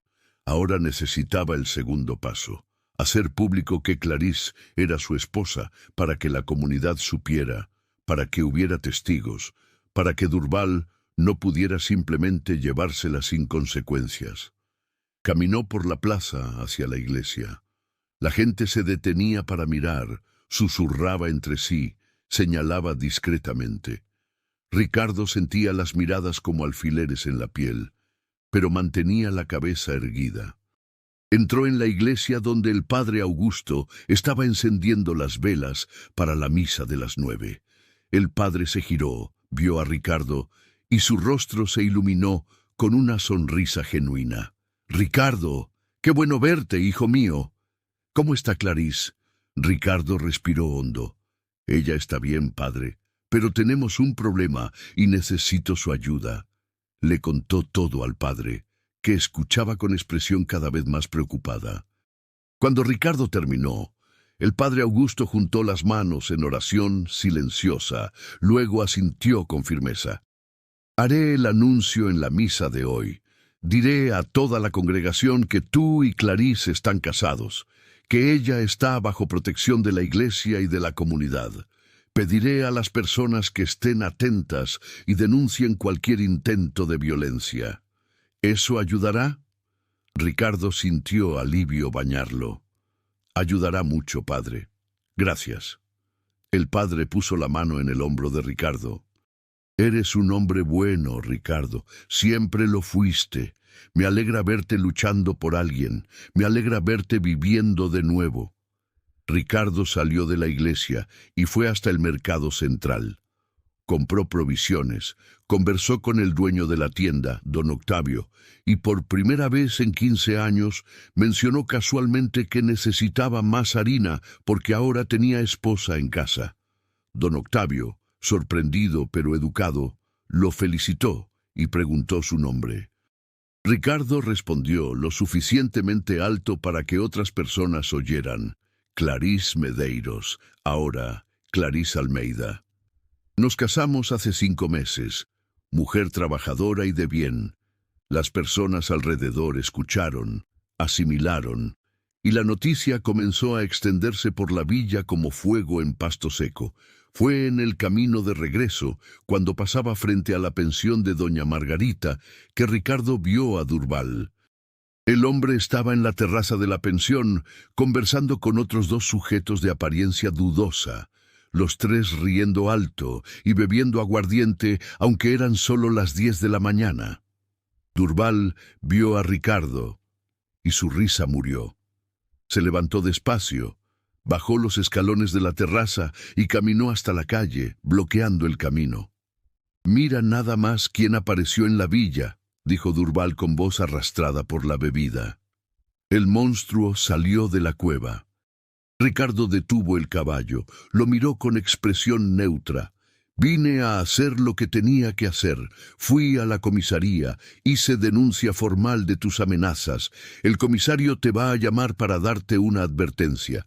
Y fui a la iglesia, donde el padre va a anunciar hoy en la misa que Clarisse es mi esposa legítima. Todo el mundo lo sabrá, todo el mundo estará atento. Así que si intentas algo, habrá consecuencias». Durval escupió en el suelo, los ojos rojos de rabia y alcohol. «¿Y crees que le tengo miedo a un comisario o a un cura? ¿Crees que un papel registrado significa algo? Esa mujer es mía. Su hermano me debía, ella me debe. Y voy a tomar lo que es mío, aunque tenga que quemar tu finca contigo dentro». Los dos hombres en la terraza bajaron también, quedándose detrás de Durval en postura amenazante. Ricardo sintió el miedo intentar instalarse, pero lo empujó hacia abajo.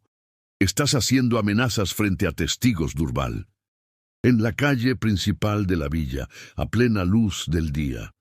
«Eso es estupidez». Miró a su alrededor, vio que varias personas se habían detenido a mirar, estaban escuchando todo. Durval se dio cuenta también y su expresión se volvió más peligrosa. «No me importan los testigos, no me importa nada. Esta historia va a terminar a mi manera, tenlo por seguro». Dio un paso amenazante hacia el caballo. Ricardo no retrocedió. Se quedó sentado en la silla, mirando hacia abajo a Durval, y dijo con una voz que resonó por la calle silenciosa: «Si le pones un dedo encima a mi esposa, si pisas de nuevo mi propiedad, si intentas cualquier cosa, juro por todo lo que es sagrado que te vas a arrepentir. Perdí a mi familia una vez por el fuego, no voy a perder de nuevo, y esta vez yo peleo. Suscríbete al canal y activa la campanita para no perderte el final emocionante de esta historia». El silencio que siguió era tenso, cargado. Las personas alrededor observaban, esperando ver quién retrocedería primero. Fue Durval quien finalmente se giró, escupiendo palabrotas, y volvió a la pensión con sus compinches. Ricardo esperó hasta que desaparecieron dentro. Luego continuó su camino. Pero las manos le temblaban sosteniendo las riendas, y el corazón latía demasiado rápido. No era de miedo exactamente. Era adrenalina, era rabia controlada, era la conciencia de que acababa de hacer algo que nunca imaginó hacer. Había enfrentado públicamente, frente a la comunidad entera, a otro hombre. Sin esconderse, sin bajar la cabeza, sin vergüenza de su rostro marcado, volvió a la finca encontrando a Clarisse en el patio, la escopeta en las manos, el rostro pálido de preocupación. Cuando ella lo vio, soltó el arma y corrió, lanzándose a sus brazos tan pronto como él bajó del caballo. «Tardaste», dijo ella con voz temblorosa. «Pensé que había pasado algo». Ricardo la abrazó con fuerza, sintiendo el cuerpo pequeño de ella temblando contra el suyo. «Está todo bien. Hice lo que tenía que hacer. Fui a la comisaría, a la iglesia, al mercado. Todo el mundo sabe ahora que eres mi esposa. Y Durval también sabe que no voy a dejar que se acerque a ti». Clarisse se apartó un poco, mirando su rostro. «¿Hablaste con él?» Ricardo asintió. «Tuvimos un enfrentamiento en la calle. Frente a todo el mundo. Hizo amenazas. Yo dejé claro que me voy a defender». Clarisse se llevó la mano a la boca. «Ricardo, eso es peligroso. No va a desistir ahora. Va a empeorar». Ricardo sostuvo su rostro entre las manos. «Deja que empeore. Ya no me voy a esconder más, Clarisse. Pasé 15 años escondido, con vergüenza, pensando que no merecía vivir normal. Pero tú me mostraste que merezco, que mi apariencia no define quién soy. Así que ahora voy a luchar». Voy a luchar por ti y por nosotros, por la vida que estamos construyendo, y no me importa lo que Durval o cualquier otra persona piense. Clarisse lo miró, y algo pasó por su rostro que era una mezcla de miedo, orgullo y amor. «No te merezco», susurró. Ricardo negó con la cabeza. «Mereces todo. Mereces ser protegida, mereces ser amada, mereces tener paz. Y yo te voy a dar eso, o voy a morir intentándolo». Clarisse sostuvo su rostro marcado, los dedos trazando suavemente las cicatrices que ella ya conocía también. «Te amo», dijo ella, las palabras saliendo por primera vez, crudas y verdaderas. «Te amo de verdad, Ricardo. No por conveniencia, no por necesidad. Te amo porque eres el hombre más valiente y bueno que he conocido». Ricardo sintió que algo se rompía dentro del pecho, pero era una ruptura buena, como cuando el hielo se derrite y libera agua. Nadie nunca le había dicho esas palabras, ni antes del incendio, cuando tenía el rostro entero, ni después, cuando solo quedaban cicatrices. Pero Clarisse lo decía ahora, mirándolo con ojos que no mentían, tocando su rostro destruido con manos que no retrocedían. «Yo también te amo», respondió él, la voz ronca de emoción. «Te amo desde el día que no huiste, desde el momento que me miraste y te quedaste». Se besaron allí, en el patio de la finca bajo el sol caliente de marzo, y fue un beso diferente del primero. Era un beso de amor verdadero, de compromiso real, de dos corazones que se habían encontrado a través del dolor y estaban determinados a permanecer juntos. Cuando se separaron, Ricardo tomó su mano y la llevó adentro de la casa. «Esta noche», dijo él, «dormimos en la misma habitación, como marido y mujer de verdad, si tú quieres». Clarisse sonrió, y era la primera sonrisa verdadera que él veía en ella, aquella que iluminaba el rostro entero. «Quiero», respondió, «quiero todo contigo». Los siguientes 3 días fueron de tensión constante. Ricardo no salió de la finca, se quedó trabajando cerca de la casa, siempre con la escopeta al alcance. Clarisse continuaba las tareas domésticas, pero también estaba atenta, mirando por la ventana frecuentemente, esperando problemas. Doña Eulalia apareció el segundo día trayendo noticias. El comisario había llamado a Durval y dado una advertencia oficial, pero Durval se rió en su cara. Dijo que no tenía miedo de ninguna ley, que iba a resolver aquello a su manera. El padre había hecho el anuncio en la misa y toda la congregación se enteró del matrimonio. Mucha gente comentaba, algunas personas con curiosidad genuina, otras con chisme malicioso, pero todos sabían. La información era pública. En la noche del tercer día, el ataque llegó. Ricardo y Clarisse estaban acostados juntos en la habitación de él, que ahora era de ellos, cuando los perros comenzaron a ladrar furiosamente afuera. Ricardo se sentó en la cama inmediatamente, todos los instintos alerta. «Quédate aquí», le dijo a Clarisse tomando la escopeta. Ella le agarró el brazo. «No vayas solo, vamos juntos». Él quería protestar, pero vio la determinación en sus ojos y asintió. Los dos salieron de la casa, Ricardo delante con la escopeta, Clarisse detrás con el cuchillo de cocina. Había 3 hombres en el patio. Durval y sus 2 compinches, todos armados con machetes, claramente borrachos. «Vinieron a terminar con esto», gritó Durval, la voz pastosa. «No quisiste escucharme, ahora vas a aprender por las malas». Ricardo levantó la escopeta, apuntando. «Están invadiendo propiedad privada, están armados, están haciendo amenazas. Hay 3 testigos contra ustedes ahora si algo pasa. Váyanse mientras pueden». Durval rió, esa risa borracha y peligrosa. «¿Testigo? ¿Qué testigo? Solo estás tú, monstruo, y tu zorra de esposa». Fue cuando la voz de doña Eulalia resonó en la oscuridad. «Estoy yo también». La anciana apareció montada en la mula, sosteniendo una linterna. Lo vi todo. Vi que invadieron la propiedad de Ricardo, haciendo amenazas. y no estoy sola. Otras dos figuras emergieron de la oscuridad. El padre Augusto y don Octavio del Mercado, ambos sosteniendo linternas también. El padre dio un paso adelante, valiente a pesar del peligro. Durval Medeiros, estás cometiendo un crimen. Invasión, amenaza, intento de violencia.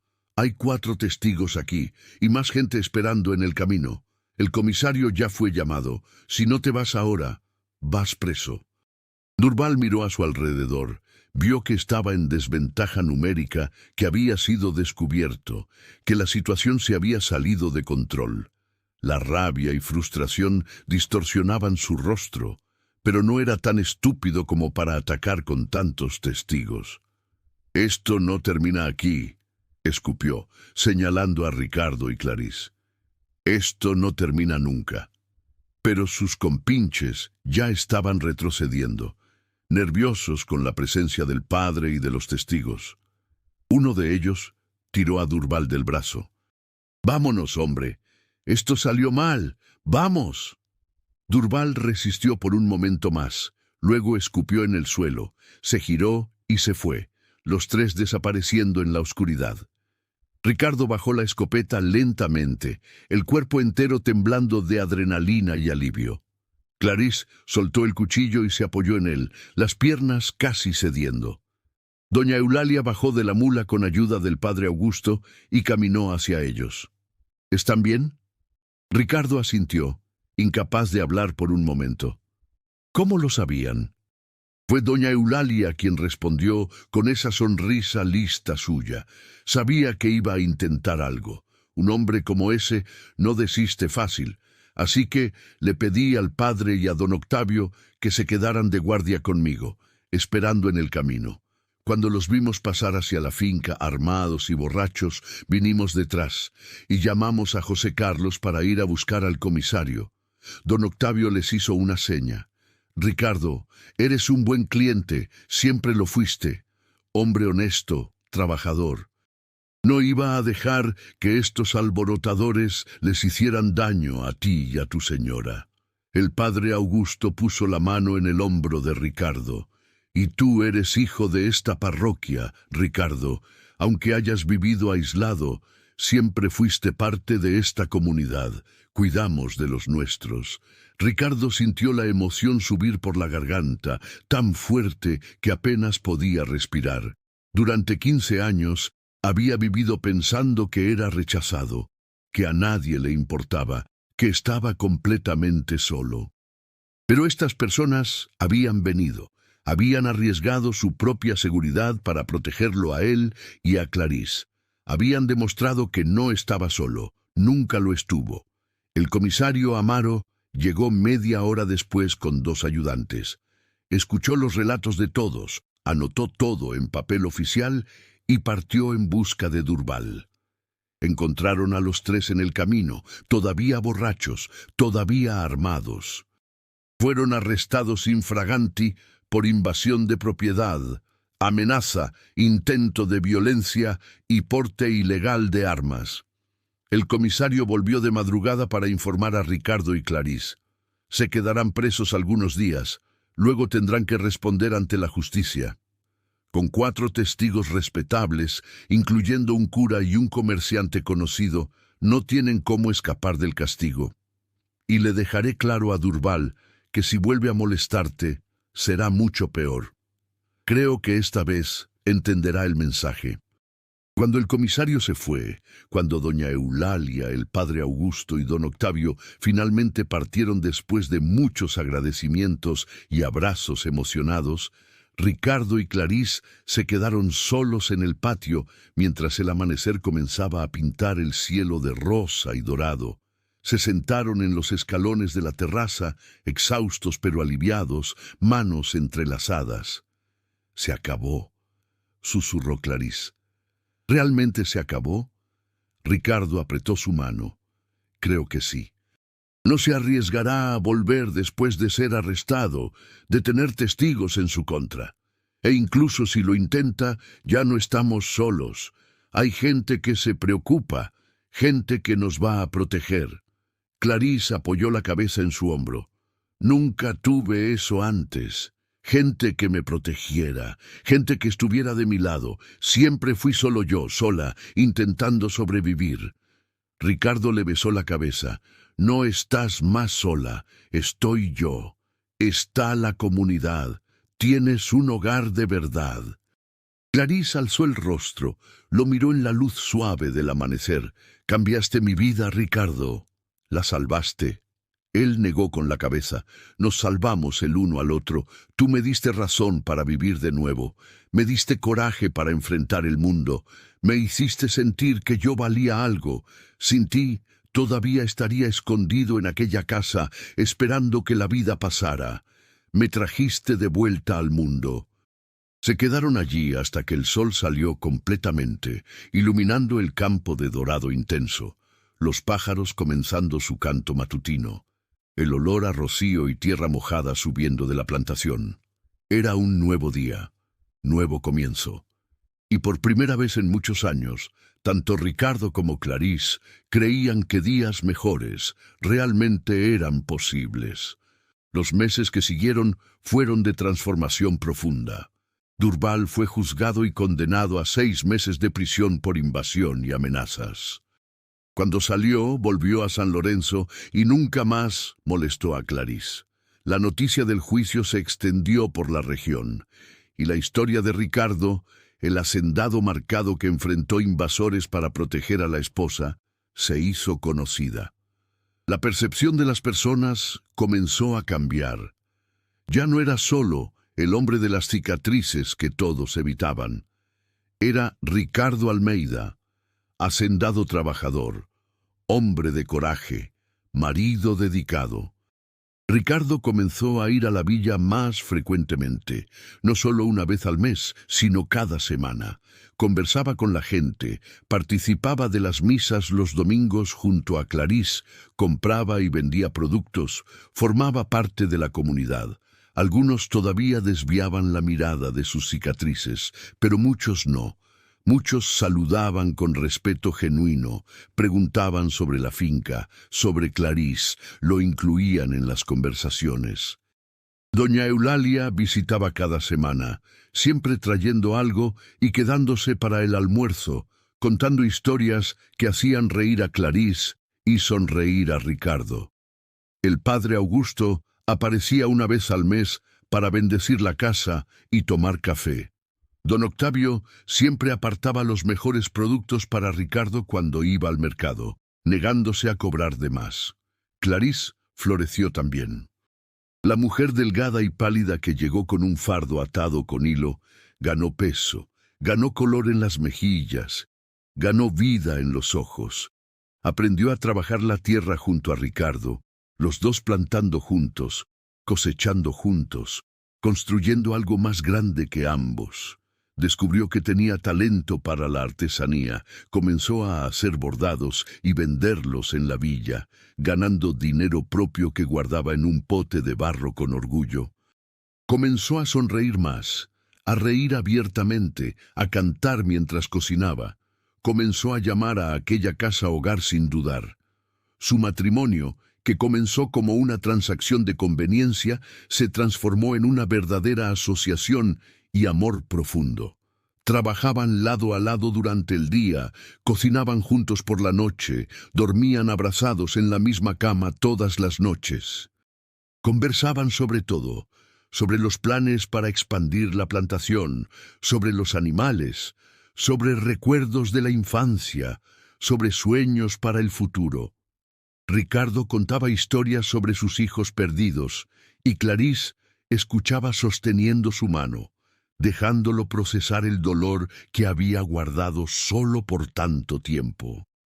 Clarice hablaba sobre los años difíciles de mal matrimonio, sobre el miedo que cargaba, y Ricardo la abrazaba mientras lloraba, prometiendo que nunca más tendría que sentir miedo así. Tenían rituales propios. Cada domingo por la mañana despertaban temprano y tomaban café en el patio viendo salir el sol. Cada viernes por la noche, después de la cena, se sentaban en la terraza y Ricardo fumaba mientras Clarice bordaba, los dos en silencio compañero.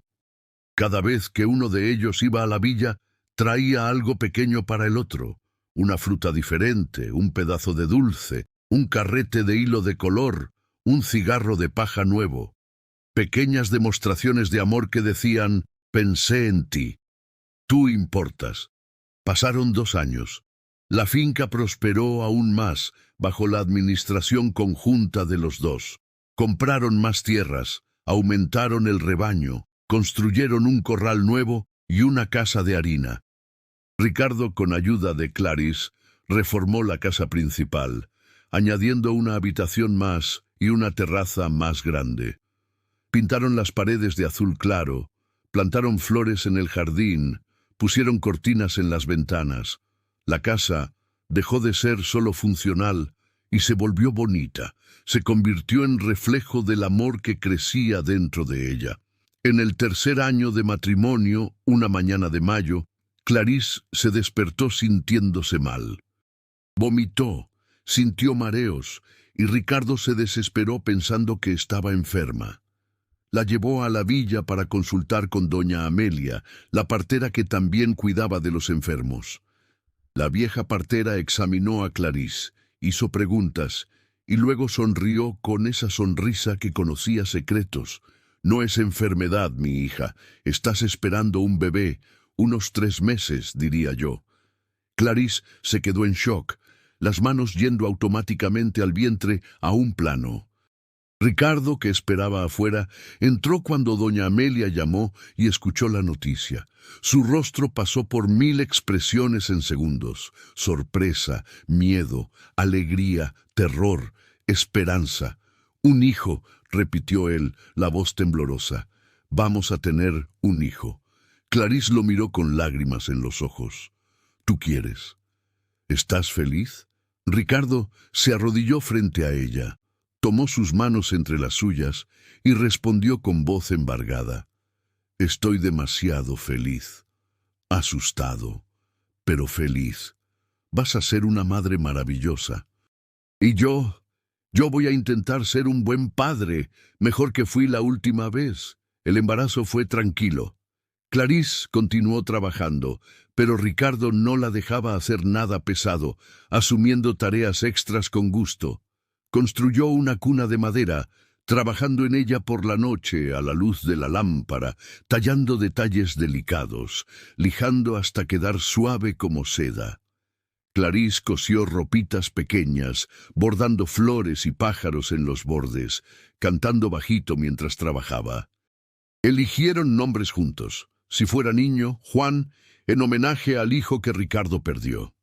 Si fuera niña, Laura, nombre de la madre de Clarice.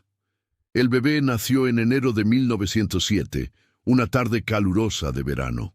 Fue un parto difícil, demorado, pero Clarice era fuerte. Doña Amelia se encargó de todo, y cuando finalmente puso al bebé en los brazos de Clarice, era niña, pequeña, roja, gritando con una fuerza impresionante. Laura. Ricardo, que esperaba en la sala caminando de un lado a otro, casi derribó la puerta cuando doña Amelia lo llamó. Entró en la habitación despacio, con miedo de romper algo, y se detuvo al ver a Clarice en la cama sosteniendo el bulto pequeño. Ella sonreía a pesar del cansancio, el rostro iluminado de alegría. Ven a conocer a tu hija. Ricardo se acercó temblando. Miró a la criaturita en el regazo de Clarice y sintió algo inmenso explotar en el pecho. Era amor, pero un amor diferente al que sentía por Clarice. Era amor protector, absoluto, feroz. Ella es perfecta, susurró él, la voz embargada. Es tan pequeña, tan perfecta. Clarice tomó su mano, la puso sobre el cuerpecito de la bebé. Ella es nuestra, Ricardo, nuestra familia. Él asintió, lágrimas corriendo libremente por el rostro marcado. Una familia nueva, una oportunidad nueva. Miró a Clarice, a la mujer que se había quedado cuando todas huyeron, que había visto valor en él cuando el mundo solo veía monstruosidad. Gracias, dijo él, por todo, por quedarte, por amarme, por darme esto. Clarice Sostuvo su rostro marcado con la mano libre. No tienes que agradecer.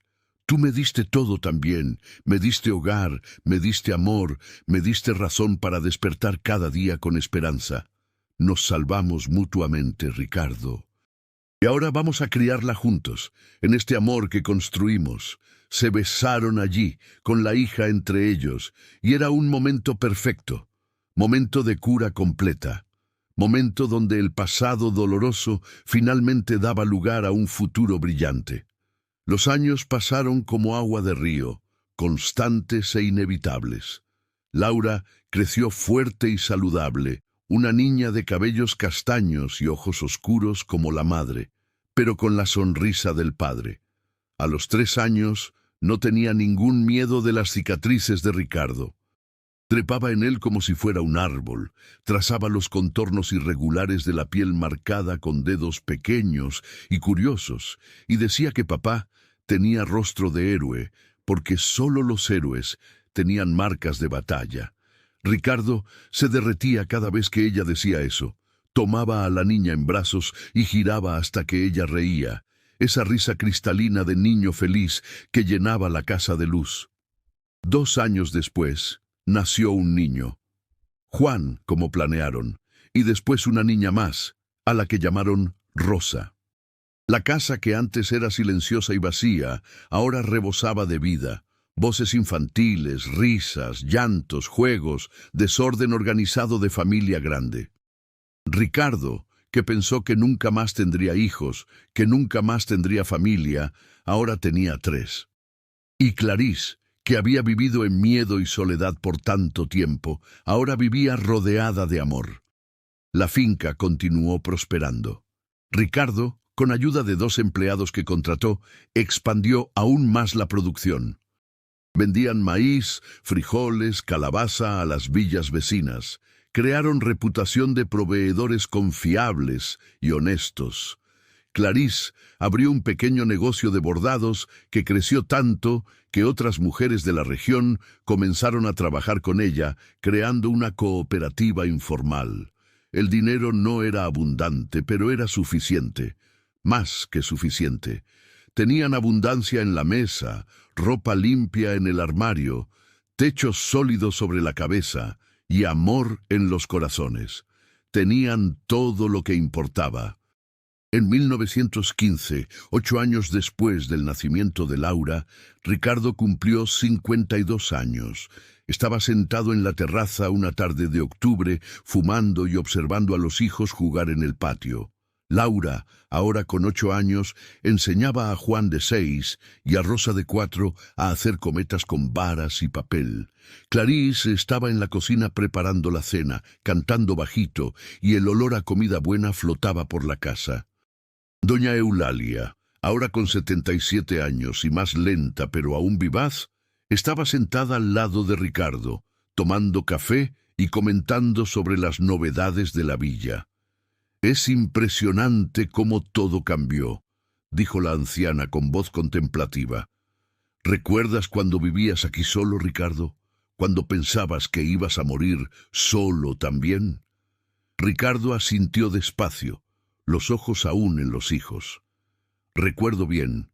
Parece otra vida». Doña Eulalia sonrió. «Es otra vida de verdad. Te transformaste. Dejaste de ser aquel hombre escondido y te convertiste en este hombre de aquí, padre de familia, hacendado respetado, miembro activo de la comunidad. Eres ejemplo para mucha gente, ¿sabías? Ejemplo de que la cicatriz no define el carácter, de que la apariencia no define el valor». Ricardo pensó sobre eso, sobre toda la jornada, desde aquel día en que le pidió al padre Augusto que le ayudara a encontrar esposa, sobre las 3 mujeres que huyeron, sobre Clarís que se quedó, sobre el amor que creció entre ellos, sobre la familia que construyeron, sobre la vida que ahora tenían. «Tuve suerte», dijo él finalmente, «suerte de que ella se quedara». Doña Eulalia negó con la cabeza. «No fue suerte, Ricardo, fue destino. Ustedes 2 se necesitaban el uno al otro. Ella necesitaba a alguien que la protegiera y amara de verdad. Tú necesitabas a alguien que te viera de verdad. Fue perfecto.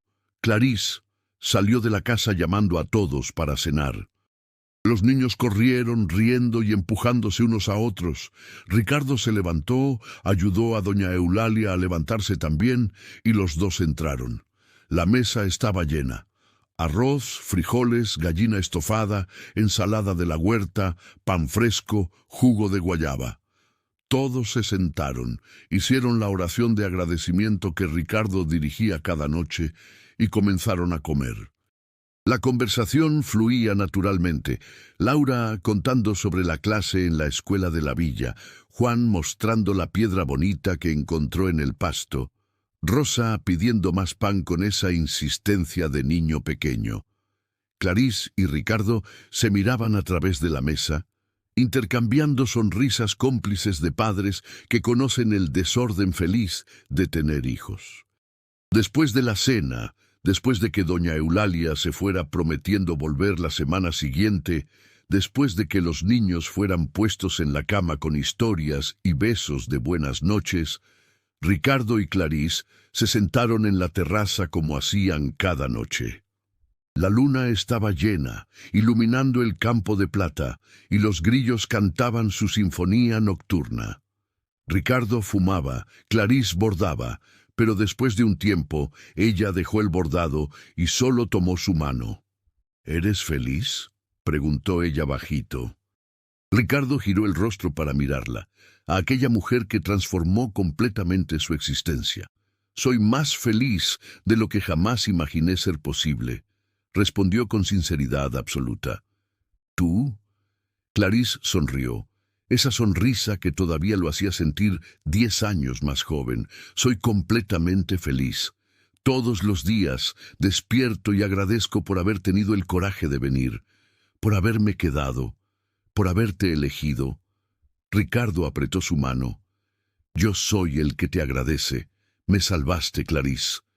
Me sacaste de la oscuridad. Me diste luz. Me diste vida». Se quedaron allí en la terraza hasta tarde, solo tomados de la mano, compartiendo el silencio cómodo que solo las parejas verdaderamente conectadas logran compartir. Dentro de la casa, los niños dormían seguros. Alrededor, la finca próspera se extendía. Arriba, las estrellas brillaban eternas. Y allí, en esa terraza, dos corazones marcados por la vida latían al mismo ritmo, unidos por el amor más improbable y más verdadero. El amor que nació cuando todas huyeron, pero una se quedó, y al quedarse cambió todo.